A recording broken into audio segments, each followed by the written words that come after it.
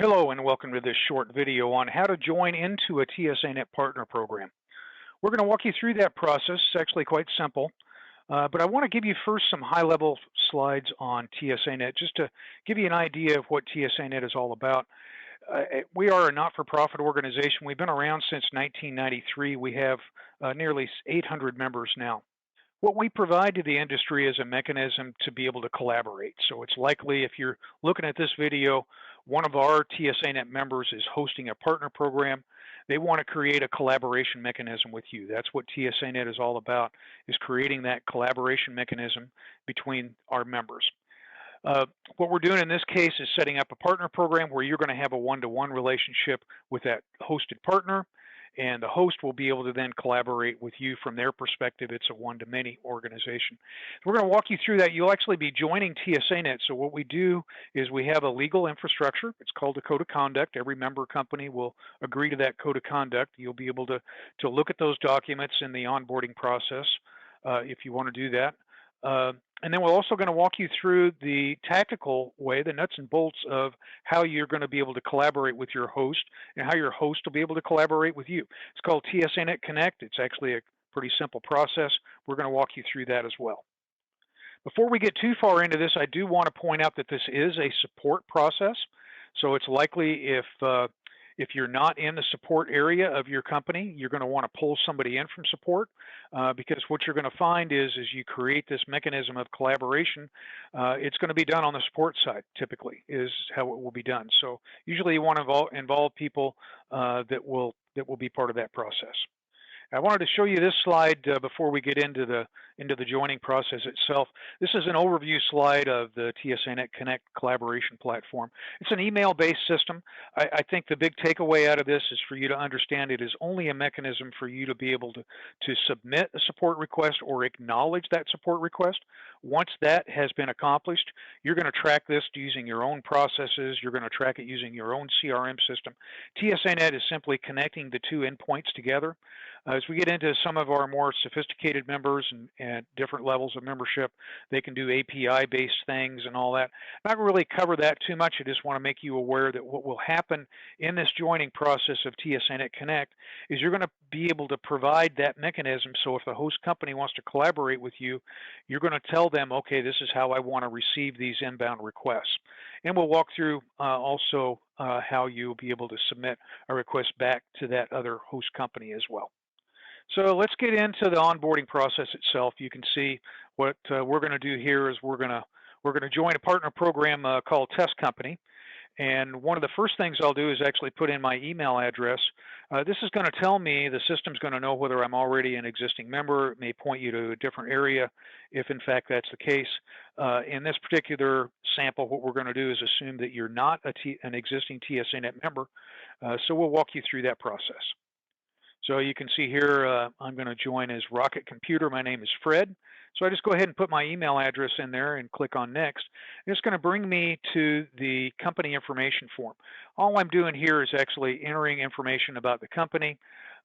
You'll obviously put some information in on the right-hand side that will give you credentials into the system as well. So we'll go ahead and put that information in and then click on Next. And it's going to take me to the joining documents. This is actually, there's 3 documents here, Code of Conduct and the License Agreement. These are standard TSANet documents that every member company signs. This Partner Program Addendum is going to be specific to the relationship that you're joining into.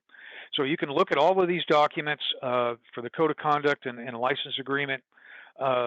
Again, those are standard documents. We don't allow any changes to that at all. Then on the right-hand side, there's a couple different things could happen here. One is we allow some of our host partners to be able to actually pay for your membership into TSANet. So if you don't see anything on the payment side, it means that that the host company has decided to pay your member dues. This is how the company is funded. If not, and they're asking you to pay for that membership, it's $500 per year. You can see on the right-hand side, you can also sign up for 3 years if you want to. And then you've got different options of credit card, PayPal, and send an invoice.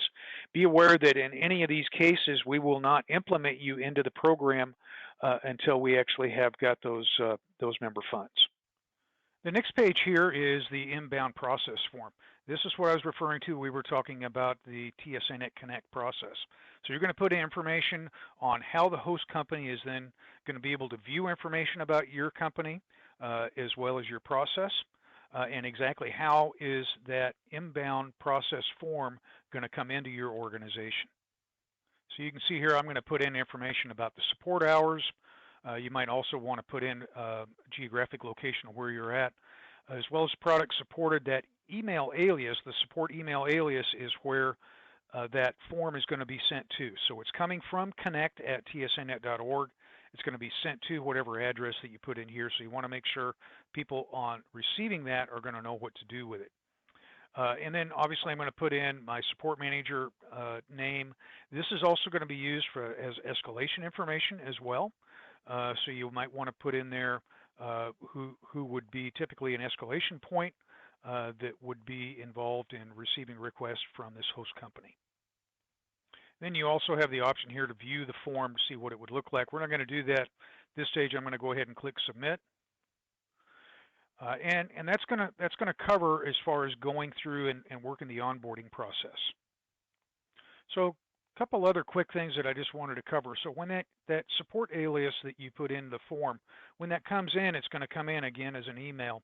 Anybody, they don't have to be in the system to be able to acknowledge that request, which is going to be the next step.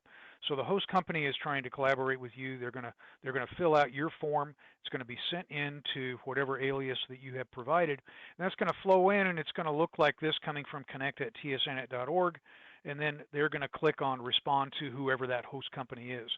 So whoever's receiving that email will then click on respond to whatever the host company is.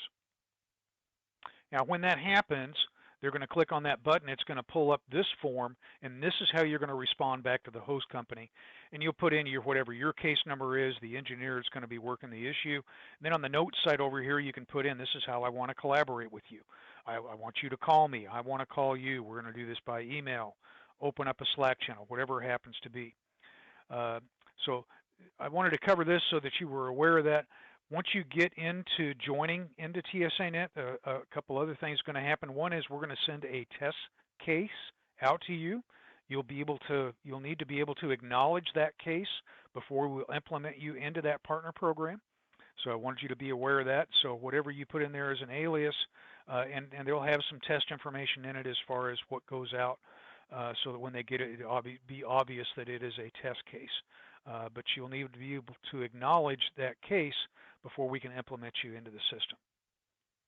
So that's it. If you've got any questions, please don't hesitate to send us an email at membership@tsanet.org, and we'd be more than happy to help you out with this process. Once you get into it, you're going to be sent an email back, again, about that support request that's going to come in. Once that's been done, then we'll go ahead and implement you into the system.